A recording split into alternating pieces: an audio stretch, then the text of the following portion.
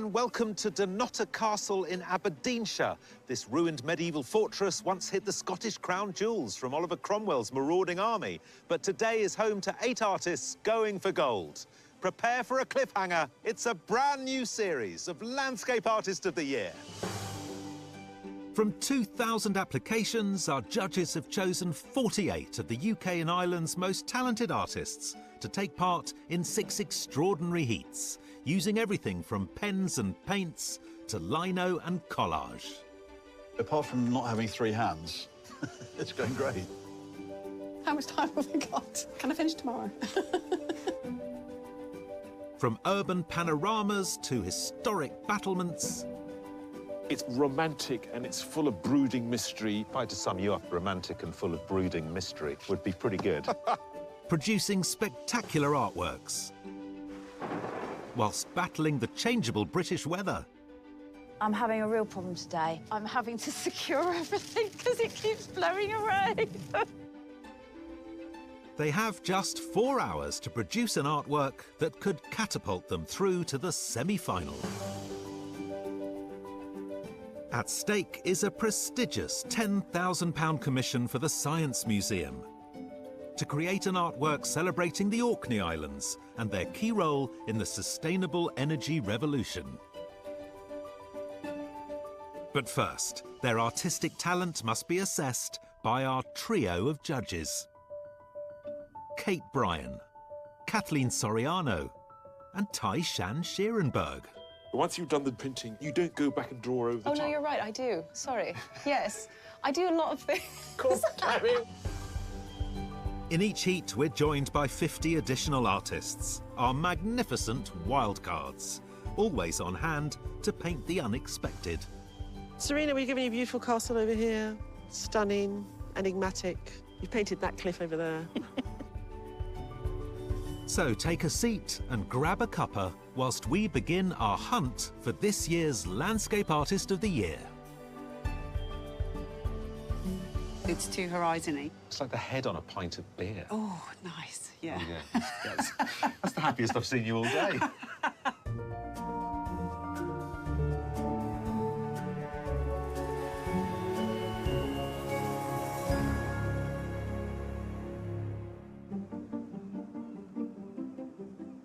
Today, 8 artists have travelled the length and breadth of the British Isles to be with us at Dunnottar Castle.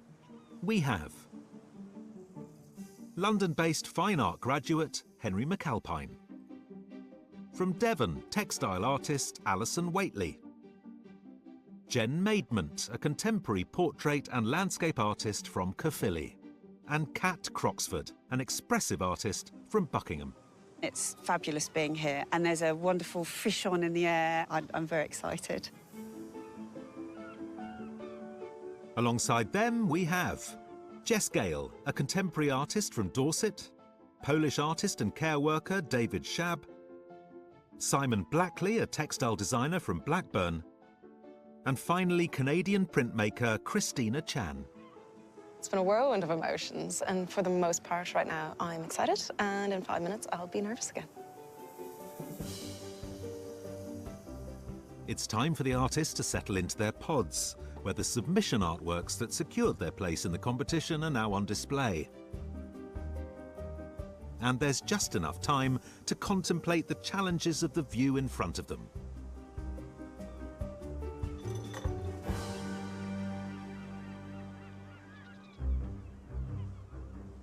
Artists, you have 4 hours to complete your winning masterpieces. Wish you all the best of luck. Your time starts now.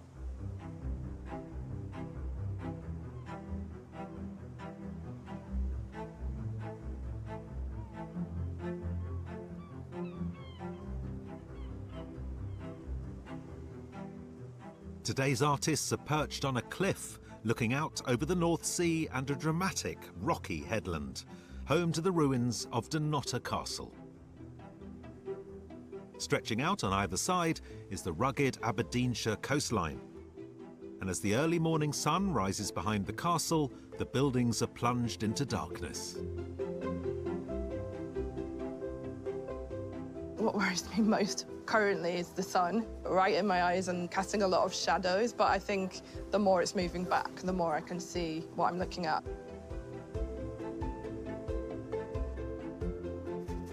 The big challenge for me today would be to try and represent the castle accurately, but at the same time, get the softness of the grass and the sort of sharpness of the rock. This is unbelievable, isn't it? It must be one of our most jaw-dropping locations ever. I think what I want from these artists today is a sense of just quite how extraordinary the coastline is. Yeah, but it's also history, isn't it? You know, look at that castle, the battles that have been fought in and around it. So I'm hoping that our artists will capture some of that mood. I'm curious to see what's going to happen with the sun. It's going to move that way over the course of the day, and that will completely transform the shape of the castle. Yeah, exactly. And I think the other issue that they've got is that the castle is here in the middle ground. They can't really come at it from this angle or that angle. We might end up in a situation where we've got 8 works that look very, very similar.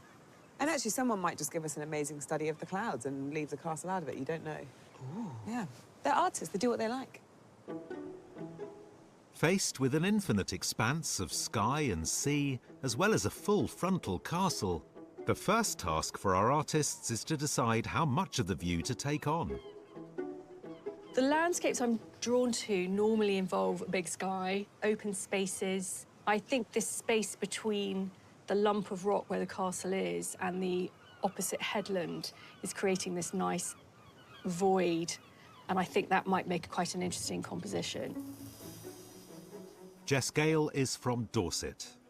Her submission depicts another of Scotland's great landscapes, the sparsely populated Isle of Jura, and was produced in 4 hours using acrylic, oils and oil sticks. Morning, Jess. We took your order. We ordered sky.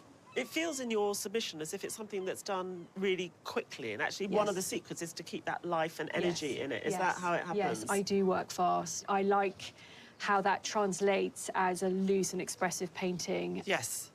So you decided to push the castle off to one side? Yes, yes. I like this space in between. I'm just reworking the composition so it's not dead centre. Well, let's hope the colour of the sky stays as blue as you have it. Yeah, it's a bit Caribbean at the moment.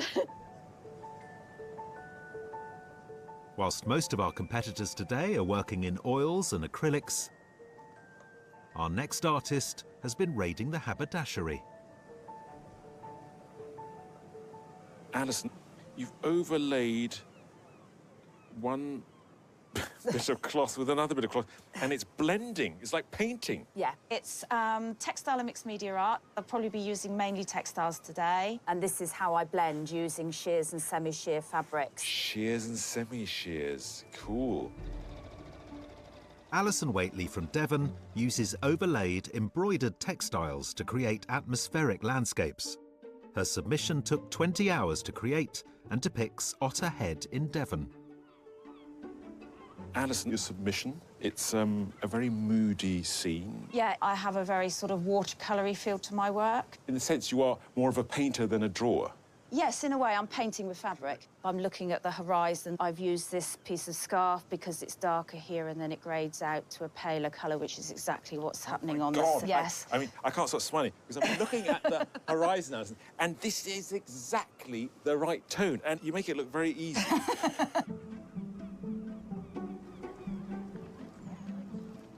Just down the path and up a hill, another gaggle of artists are perching themselves and all of their painting paraphernalia on the next headland. It's our 50 wildcards, bringing their own sense of festival to the day's painting. It feels like just a very kind of community vibe, and everyone just mostly out for the fun of it, as opposed to being hardline competitive. But you've got to be in it to win it.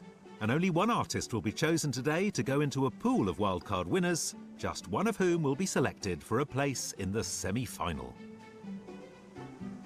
I'm hoping as the day progresses, the sun will cast a nice shadow on the left side, and you got this nice, godly, beautiful baby blue sea. Definitely going to capture that on my painting.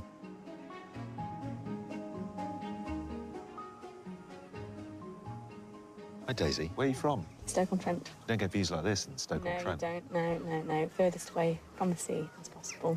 But you have Robbie Williams, so... Yeah, that's true. Yeah, that's true. Swings and roundabouts.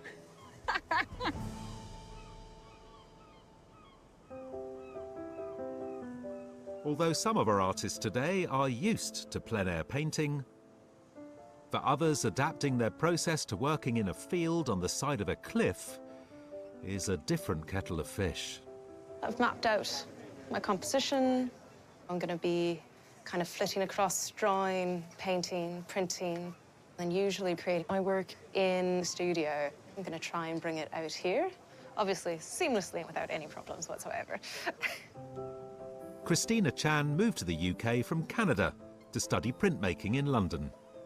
She creates her works by sketching out her composition before pressing it onto a layer of ink and drawing or painting over the top, as seen in her submission landscape of the Australian bush. So, Christina, let's talk about your submission. It's very atmospheric. Yes, it's made through building up layers of tone. And you've done the drawing of the rock and the castle. Yes. So right now I'm just setting up to do some printing on top. OK. So what I'm going to do is I'm going to roll ink onto the acetate. I then press it into the paper. And then you peel it off, and you're never quite sure what it's going to be like. And that's part of the joy of it. It's part of the joy, it's part of the stress. It's... OK. What happens when you turn up to an art competition with small, square canvases and you're faced with a broad, horizontal vista? Composition is absolutely critical, and it's very difficult what we've got in front of us. It's just making sure I can capture everything of it, really. I've decided to go for 3 paintings, so now I can get the full width as a panoramic. Simon Blackley from Lancashire works as a sales director at a textiles company. His Hopper-esque submission depicts a petrol station in Blackburn and features strong contrasts in light and shade.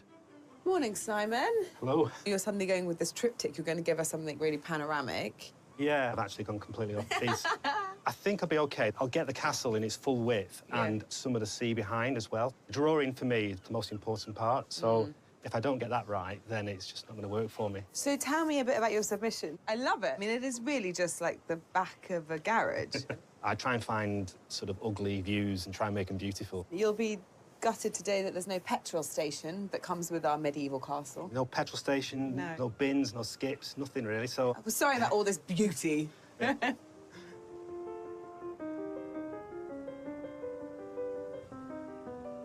The artists are nearing the end of their first hour. So this first layer of print is just a bit of grey, kind of working in the sky. I've mixed it a bit light, but I'm just going to continue and build, really.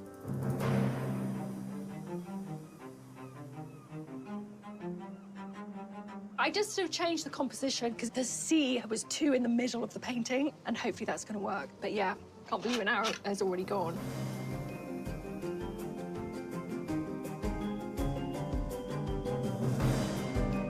I'm doing all right. I've just changed my mind about the fabric that I want to use for the castle, so I'm just having a recut, but we'll see how we get on.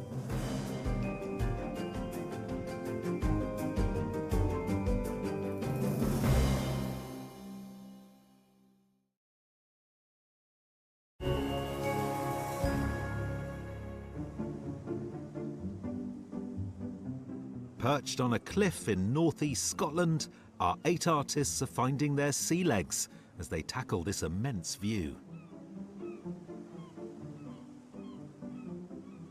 For one, the interplay of the morning sunlight and the dark castle walls is playing to her strengths. I like high contrast and I like strong colours. So I start on a black underpaint, so I have to layer up the paint in order to get to those lightest areas, and it gives it a little bit of drama. Kat Croxford is based in Buckingham. Her works, painted in acrylics, feature ancient forests, as seen in her submission, which captures the evening light peeking through a canopy of leaves. Your submission, I mean, it looks like a beautiful forest with the light coming through. And the way that you paint in these fantastic blocks, It's sort of like pointillism on a bigger scale. And you're painting on black today. Yeah. It's a thief of light. Why do you use it? Oh, well, I like that idea of being a thief of colour because I'm the one that's going to bring the colour back to it. I feel like a magician, and I'm conjuring this light into existence. Yeah, I like it. You really see that in the undulations of the rock there and the greenery. I mean, that black really helps you get that contrast quite quickly. Yeah, and that's the aim. It's almost a cheat, really. Well, I like it. Very tantalising. Thanks so much.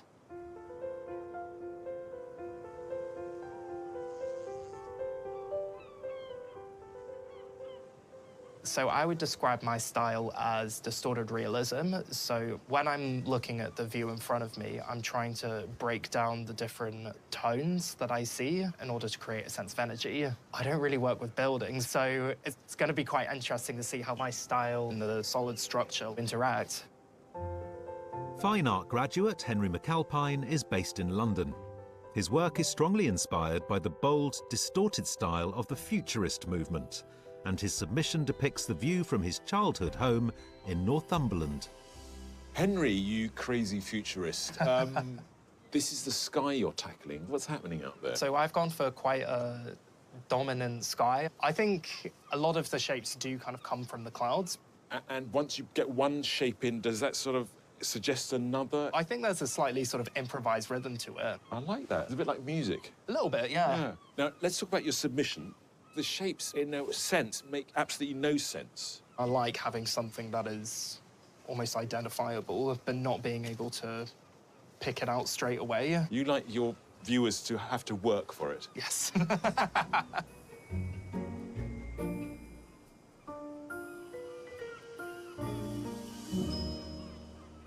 What a magnificent spot. It's just so full of every romantic idea one has of castles. Yeah. We talk a lot about the million shades of green on landscape, but we don't talk as much about blue. And we have a lot of different types of blue here, I suppose. Yeah, I mean, it has got blue in it. No, it's... What's that? What are you doing there? I'm isolating the colour. So it's kind of, it is a panoply of blues. I'd love to paint it, and at the same time we're going, no, watch out. So the dangers are? National Trust postcard. Right. A nice little illustration for Children's Book of Castles. But why not? That's my question. Yeah. So, yes, no, it's beautiful, it's, you know, romantic, and it's full of brooding mystery. I hope our artists find something else to it. I mean, if I had to sum you up in a sentence, romantic and full of brooding mystery would be pretty good. I'll take that.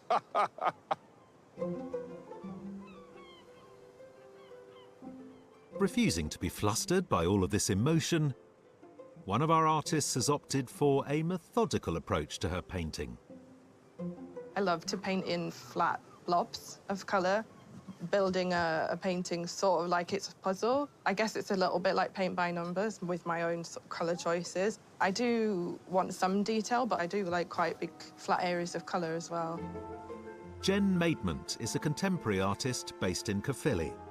Her artwork combines a graphic, blocked-out style with passages of painterliness, as seen in her submission, which depicts a friend in her garden.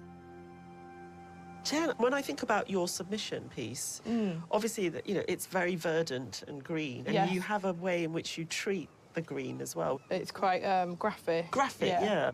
Will you be able to do that here today? I hope so, yeah. Will we see those similar sort of groupings of shapes like you did in your submission? That's what I'm aiming for, yeah. Okay. It's still a form of realism. Okay. But the closer up you get, you realise that that's a pattern. Well, you've made an interesting start. Thank you.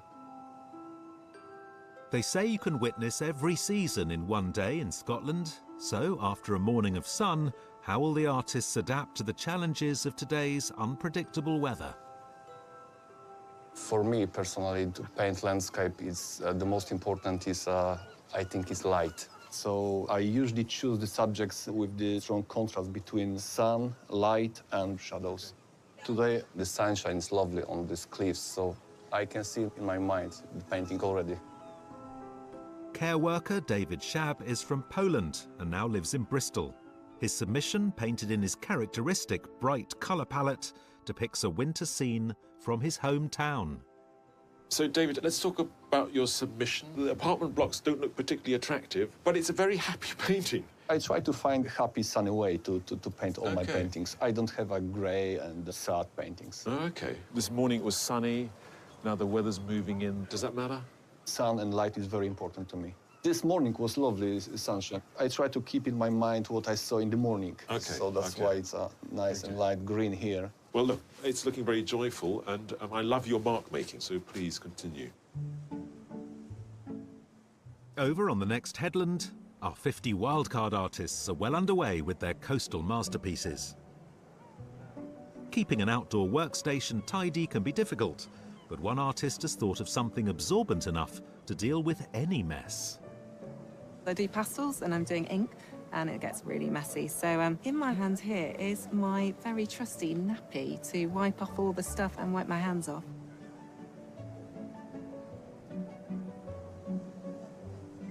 I love this very different approach that you've taken, where we're seeing this sky which almost feels nocturnal. It's slightly not how I anticipated it coming out, to be honest, but I work with brush shows, so it's very organic. It's just good to go with whatever it does. I think it gives it a really kind of mystical, magical feeling. Lovely. Thank you so much. What are you hoping to see with your binoculars? There were a few boats out there in the sea, right. and there might have been a dolphin. There might be a dolphin or two passing by. You can see what's going on in the pods without having to go over there. Absolutely. Right. Wake me up when it's time to announce the winner.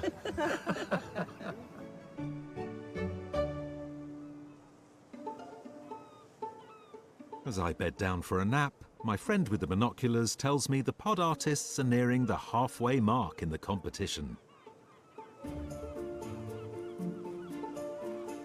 It takes a lot of layers to cover the black, which is good because that first layer, I can work out a lot of problems. So it'll get there, it'll get there.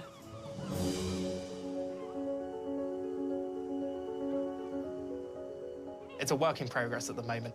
I'm just fixating on the water a little bit and trying to identify the shapes that I can use to create that composition.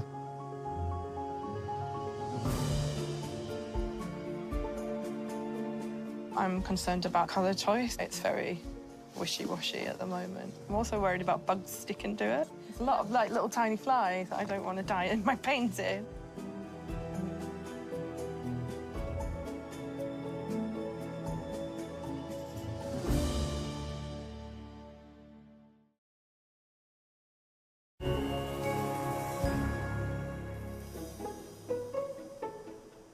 In Aberdeenshire, 8 artists are working on their interpretations of dramatic Dunnottar Castle. And a change of weather has caused a blustery start to the afternoon. So I've used some tree bark just to give a little bit more of a 3D effect, really. I'm having a real problem today with the wind blowing everything away. I'm having to secure everything because it keeps blowing away. I feel like now that the wind has picked up, the water is very much affected by wind. It gives me that extra sense of energy, which is quite nice.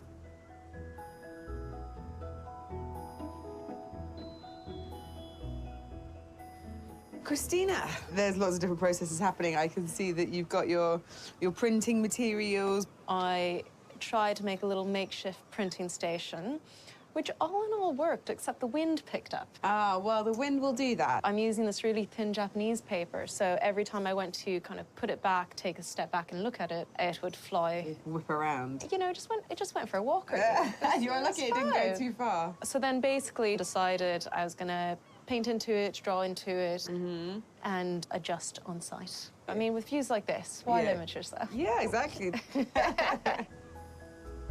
At the halfway point, it's time to get wind of how the artists are doing. So today, 21st century art meets 15th and 16th century ruins. Who's winning? I think the artists are winning, but they're all doing it very, very much on their own principles. Alison has just sewn some wood onto her painting, which is not something I say very often. Yeah, Alison's clearly interested in mixed media. The issue you've got when you add in those kind of elements from the area is that it can get crafty very quickly and it can seem like a less serious piece of art.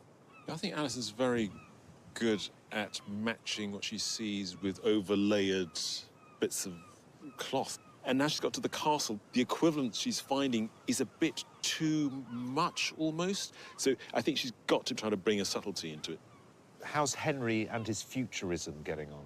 I'm a real sucker for the futurist, and Henry is making it utterly relevant and compelling today. And I really like the fact that he's been challenged because he doesn't normally paint any object. And actually now he's got to deal with the castle. And I love his treatment on it, actually. And it does talk about today. Somehow I'm sitting in this wind here, and yeah, Henry's talking about the wind. You know, there's stuff moving. It's wonderful. How's Kat getting on? She's really joyously painting. Working on that black ground gives it such strong contrast immediately. I'm worried about the way that she'll paint the sky and the sea because we can't just have the same effect over the whole thing. At the moment, I see the fragmentation of what she's building too much, so I'm really distracted by the little square shapes. Jen loves green. How's she getting on? Well, Jen's elevated the castle in order to get as much of that green in as possible. Of course, she deals with it in a very stylised way, so she can put it on really, really quickly, and then she has to worry away at the edges, and that's where the time constraints come in. Jen's submission was pattern, it was graphic, and that's what makes it so interesting to look at. And at the moment, I think Jen's got this castle which she's unfamiliar with, and so she can't play with those different modes. Christina's landscape is emerging, sort of quite ethereal, isn't it? I just hope that Christina doesn't do too much more. It's ghostly, it feels otherworldly, it certainly feels removed in time and space. It's interesting seeing an artist struggle with their materials. Christina was trying to sort of use the monoprint as a transfer of colour, and now I think she's gone to hell with it and started painting onto the paper itself, and her mark making is really beautiful. Simon's giving us a triptych. Is that a good decision? The three paintings, if you put them together, give you an almost 180-degree view of the landscape, which is, of course, what we're trying to absorb with our own eyes. And Simon seems to be embracing that. I'm curious, what's it going to look like? Are we going to get something much more abstracted and painterly compared to the submission? David's giving us a very bold painting. It's full of joy, and the way he puts the paint on, and his sort of the extraordinary way he sort of turns the colour up to 11. And it was looking absolutely fantastic. And then he just dialed the joy up to 11 as well, which included a little boat. And the birds. And the birds. I think he's going to have a tough afternoon for us. For us to really believe in this picture, to feel that it's got, like, meaning and values associated with this place. Jess has just flipped her painting upside down. Jess had a painting down with the first hour, I think. Right. She had a very good composition where you saw the sea through the two sides of the two cliffs. And since then, she's been fussing around. Yeah, I really hope that actually Jess finishes what she's got because it's beautiful. It's an amazing cloud study. And it's the kind of painting that will die a death if she keeps working at it. Well, delightful to listen to your thoughts, as always. Who knows what the afternoon will throw at us, and who knows what the weather will do, because it's sunny again. We've had it all today. Back at the pods, every decision the artists make is crucial to the success of their artworks. I'm still deciding whether to put the fence in. I've started to put it in. It's quite a nice compositional tool to lead the eye, particularly where it's going, because it's going down this wonderful diagonal down. But I don't want it to look chocolate boxy or twee.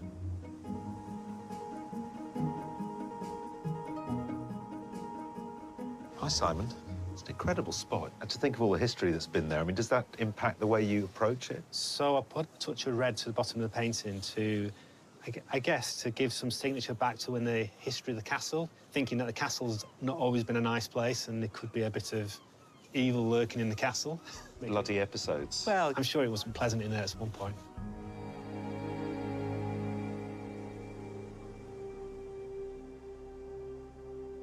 With its strategic position overlooking the North Sea, there has been a fortress on this rocky outcrop since 400 AD. In the 14th century, Sir William Keith, advisor to Scottish King Robert III, built the first stone castle. And for the next 300 years, his family used it as a base for resistance against the English crown. In the mid-1600s, during the Anglo-Scottish War, the castle was the hiding place for the Scottish crown jewels, the honours of Scotland. The honours of Scotland would have typically been kept down in Edinburgh Castle, but they were moved here in 1651 to try to safeguard them when Oliver Cromwell entered Scotland with the aim of destroying them. They were here for 8 months. Cromwell's forces were camped outside. Once they started bombarding the castle, the forces inside surrendered. But the honours had actually been smuggled out. They were thought to have been lowered down the side of the cliff to the beach and taken away by ladies who smuggled them in baskets of seaweed. But following their support for the ill-fated Jacobite Rising of 1715, the Keith family was stripped by the English of their title and lands. After the Keith family forfeited the castle, it was bought by the York Mining Company, and they basically came in and took away anything of value and left it as the shell it is today. Over the next 200 years, Dunnottar Castle fell into ruins, until 1919, when it was bought by the Pearson family, who set about preserving what was left of the castle in recognition of its historic role in the story of Scottish resistance.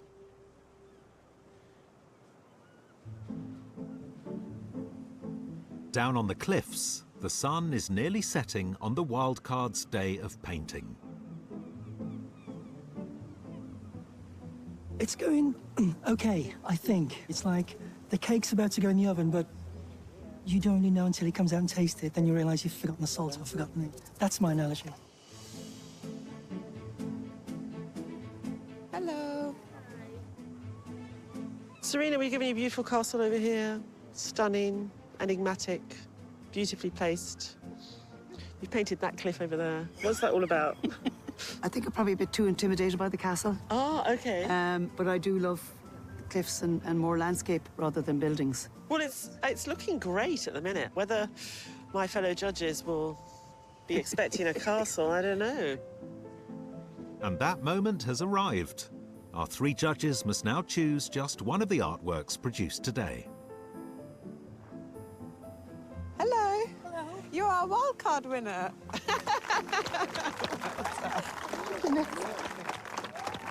I just love the way that you've just done something full of narrative and meaning, but it's still representative of the castle. So congratulations. Thank you for having me. And it's Rebecca Patterson's atmospheric nighttime scene that's the judge's favourite. I can't believe it. It's amazing. I was so surprised to be chosen. I just did not expect it at all. Just incredible people here, so just unbelievable. Rebecca from Aberdeen will enter a pool of wildcard winners from all 6 heats, just one of whom will be chosen to take part in the semi-final.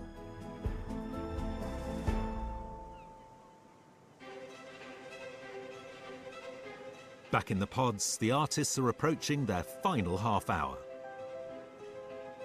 Kat, what's in your mind? Horizon line, actually. Horizon line? Yeah. What about it? I don't know whether it's too high, too low, too straight, too blue. You can't get away from that, can you? It's like the head on a pint of beer. Oh, nice. Yeah. Oh, yeah. That's the happiest I've seen you all day.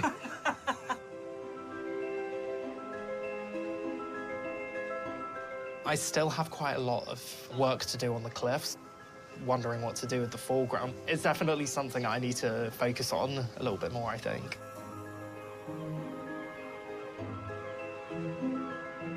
So right now, I need to add some darker tones and get that contrast up.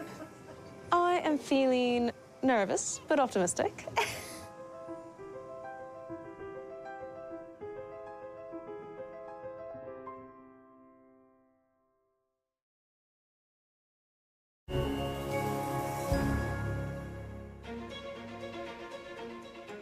It's crunch time for our 8 artists as they near the end of their 4-hour challenge, painting Aberdeenshire's ruined Dunnottar Castle. I think I finished. It wasn't easy, to be honest, because the sun moved very quick. So I needed to change the colors a few times. I want to just stay and relax and enjoy the lovely time here.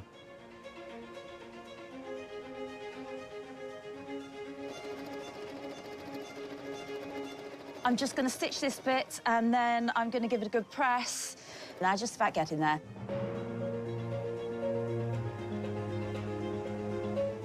I'm quite glad I went for a triptych. I've never done one before. I think if the next time I do one, I'll give myself about 4 days.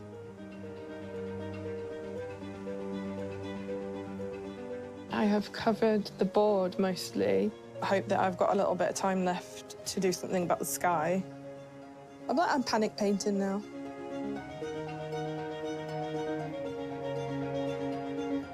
Artists, you have 5 minutes left. 5 minutes. Oh my God.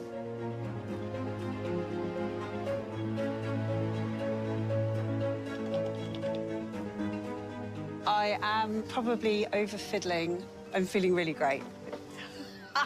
Does that sound convincing? No.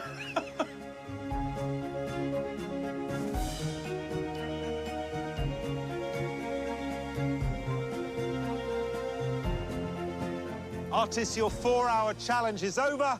Please stop working and step away from your easels. Woo!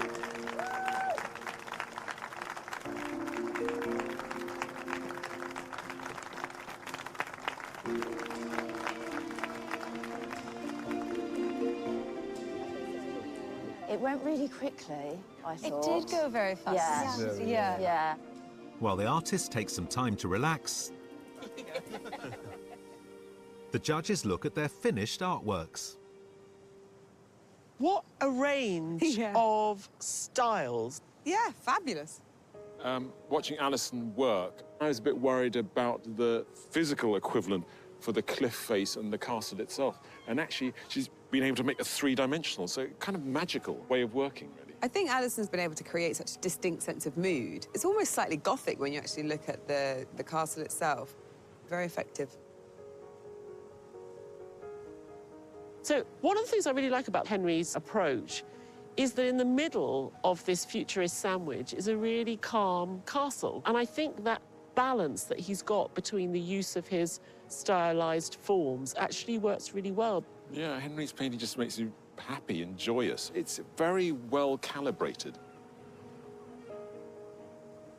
I mean, I was nervous for Jen because for a large part of the day, there was a big glaring bit of white at the bottom of that canvas, and you felt that she was putting it off, and how was she going to negotiate it? And actually, it really does work. It's interesting because it's sort of out of focus in the foreground and abstract, and then gets kind of tighter as you go into the painting.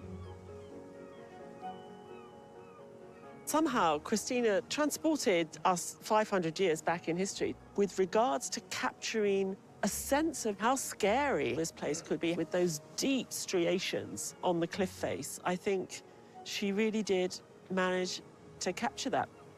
She's taken this kind of ghostly, faint thing that we saw earlier on and brought it more to life, but not lost any of its soul. And I think that's really remarkable. I do like the way Simon's given a sense of the ruined place. I mean, none of it is intact. It's spread over this vast acreage, and it's in the middle of nowhere. I actually really like the way it's painted. It is actually beautiful, that passage of sky that runs across the three pictures. I think one of the things that I've got a slight problem with is this red at the bottom. It takes me somewhere else that I don't really want to be. I just love the way Jess started this morning. She's obviously very experienced, and you can see that interesting use of the sea as a central motif through those two cliffs. I think she was too good. She got there too early. I missed the sky that I saw this morning. That said, the bottom half really came alive this afternoon, and it required that much more work. But unfortunately for me, this sky is kind of textbook overcooked. David's joyous piece of rough painting really gives me a sense of the place, and it's a lively place. It's a ruin, but stuff is happening around it. You know, even his colour, although it's heightened, seems to make sense. Unfortunately, in this type of painting, birds and boats, it becomes a postcard.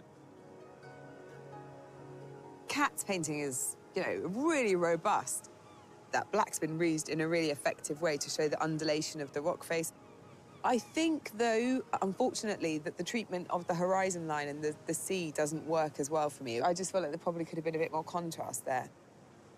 Gosh, I actually really quite like the height of the sea, and it takes up so much space. And the enormity of it and the tiny bit of sky actually makes me feel like I'm sort of falling into it. I think she does that really well. It was a surprisingly difficult subject matter because it is very beautiful and very romantic. I've got some favourites. Me too.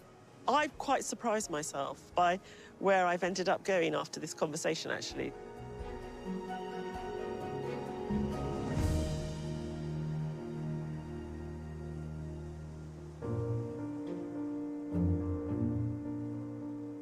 Artists, thank you for all your sterling work today.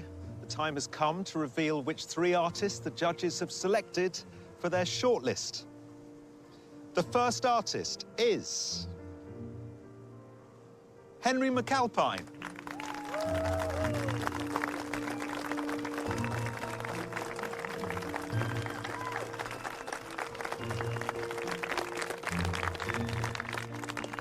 The second artist on the shortlist is Jen Maidment.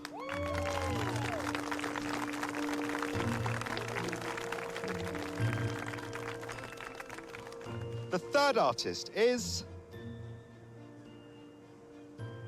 Christina Chan.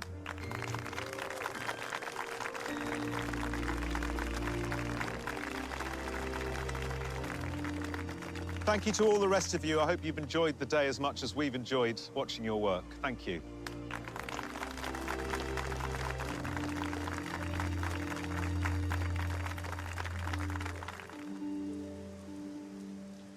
As the heavens open, the judges must decide on one artist to go forward to the semi-final.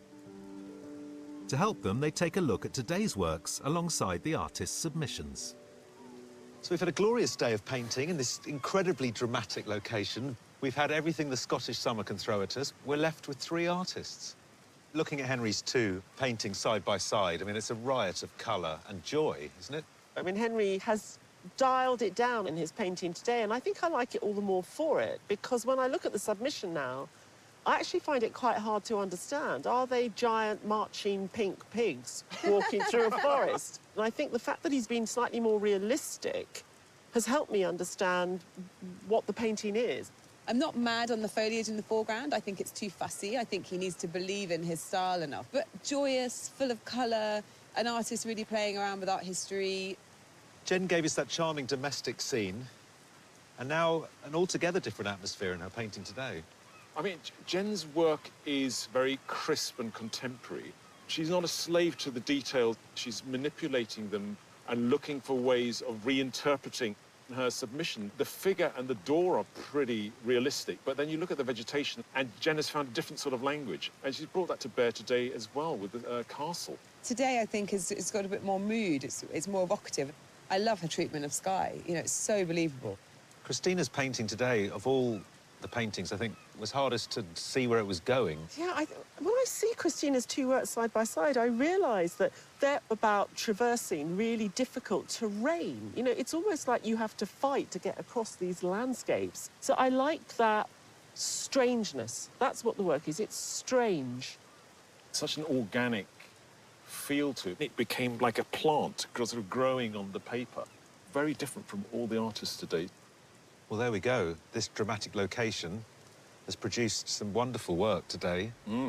But we need a winner. Yep. And a rainbow.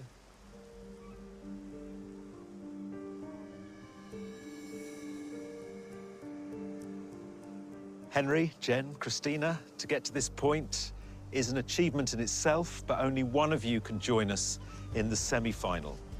The artist who the judges have selected is Christina Chan. Oh my gosh.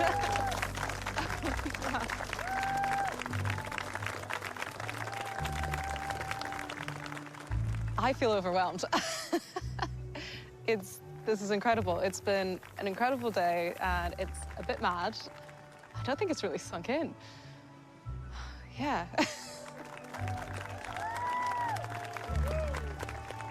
I'm just absolutely thrilled to still be selected for Final 3, but Christina was such a well-deserved winner and such a great day. I'm just lost for words right now. Christina's submission and today's work are both living things.